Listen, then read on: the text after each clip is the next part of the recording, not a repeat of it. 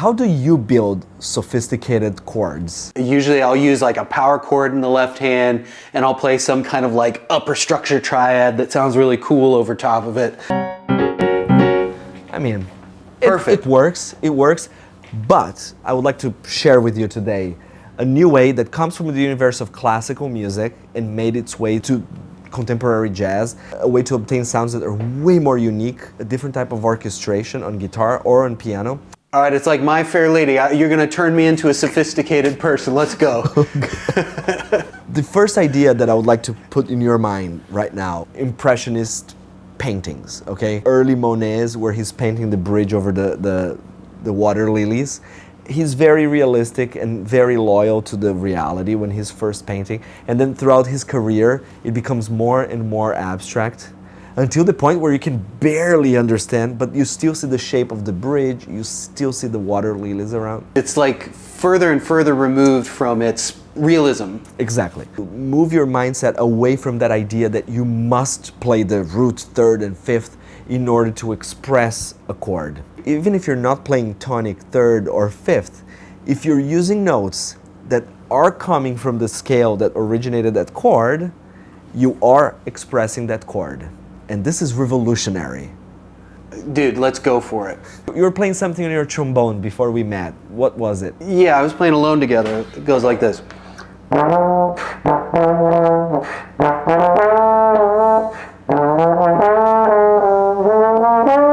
You know, great. It starts with a chord that I really love. It starts with a D minor. What we're gonna do is first look at D minor and think about what scale would you use if you were to improvise over that. So in the case of a D minor, we probably would see it as like a D Dorian. Here's our D Dorian, okay? Only white notes, that's why I love D Dorian. Because our entire harmony is always based on thirds or fifths. It's very tertian, you know? So our hand is almost like pre-programmed to play thirds. Think about a weird shape.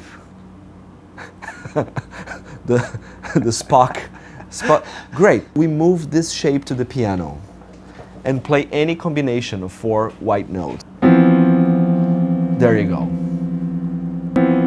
So I'm playing E, F, B, and C. Let's see how this sounds over a D minor.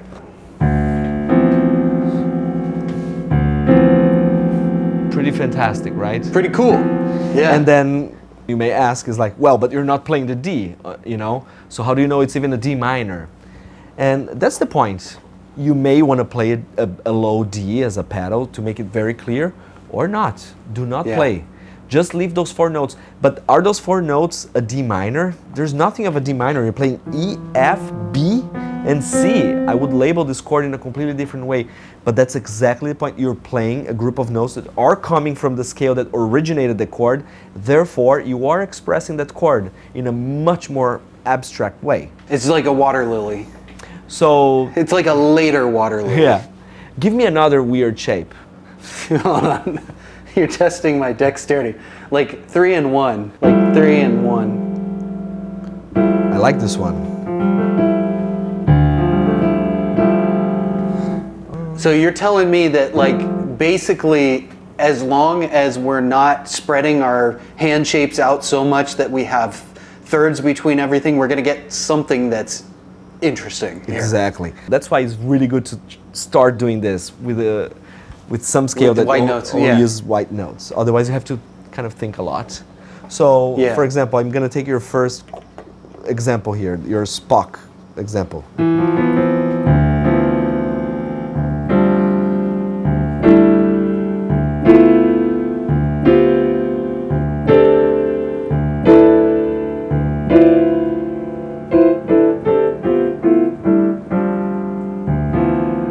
So I like the first one here. I love this one. I like that one too. Why don't you circle it? Circle the ones you love. So I really dig this one. And I really love this one. Why? Yeah. That's my personal taste. I like minor seconds in chords. So next time you're gonna play your Alone Together, instead of doing with a closed chord, you can do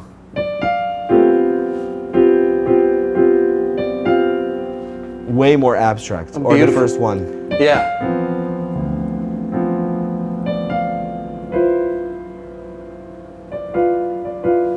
I hear great musicians playing this way all the time.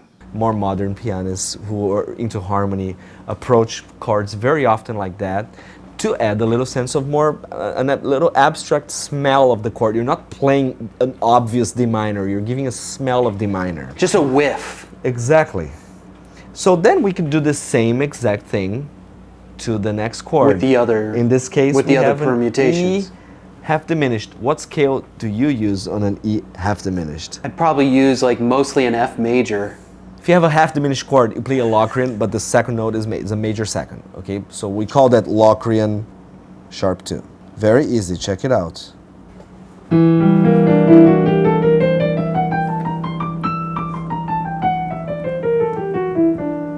learn a couple of examples, transpose, and you memorize the sound because the sound makes sense. Let's find another one of those interesting chords. You know, maybe you can take one that has two notes in the bottom, one note on top. Yeah. And so we're looking here, let's take, I don't know, let's go start from the beginning.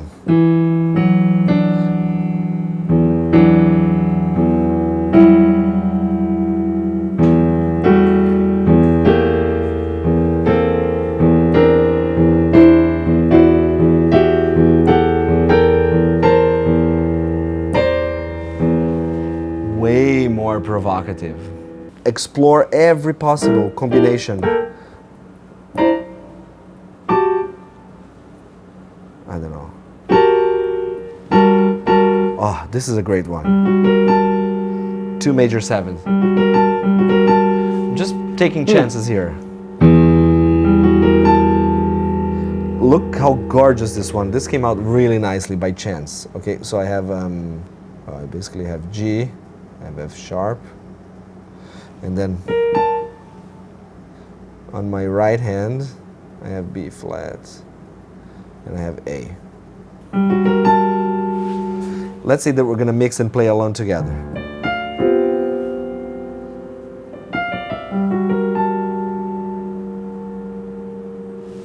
Immediately, you have my attention. It works. That's it. If I'm playing with somebody like you that's giving me sort of an impressionist chord, it allows me to play something more sonorous, and it anchors the whole thing together. You're freeing everybody in the band up to make their own artistic statement, because we're not all trying to occupy the same space. Harmony is a shared belief, especially when you're playing a tune that everybody knows. Everybody knows the harmony. You hear the harmony, you have that expectation that you will know where the harmony will go to. So it's totally fine for you to take your own kind of detour, because kind of everybody has embedded in their minds kind of the original sound of that piece. Let's move to A7. What scale do you normally think of when you have an A7 in this situation? Yeah, I would do an A mixolydian, but it would usually have like a flat 9. So altered. Let's take altered.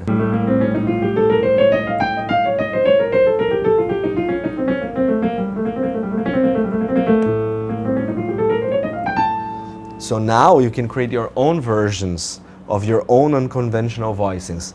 Here's one of my favorite. C sharp, D sharp, C. But you can move on. Oof.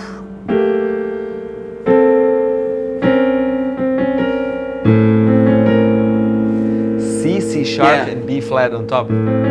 Also, what a great chord.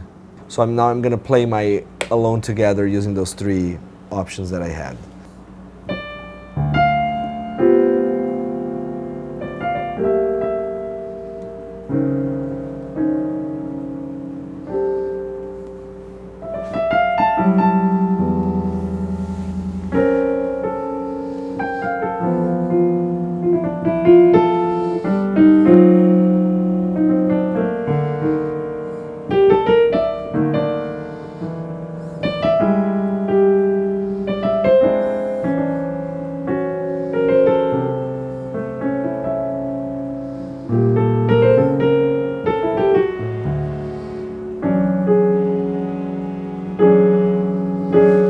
fire truck with this G sharp passing by.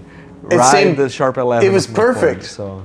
Absolutely beautiful, absolutely useful in making you sound more modern, unconventional. And if we're anything here at Jazz Lab, it's unconventional. And we have lots of great videos about modes, about chord scales, about all types of things, so you can check those out here. And if you have questions about this, feel free to, I'll be trying to respond as many questions as possible.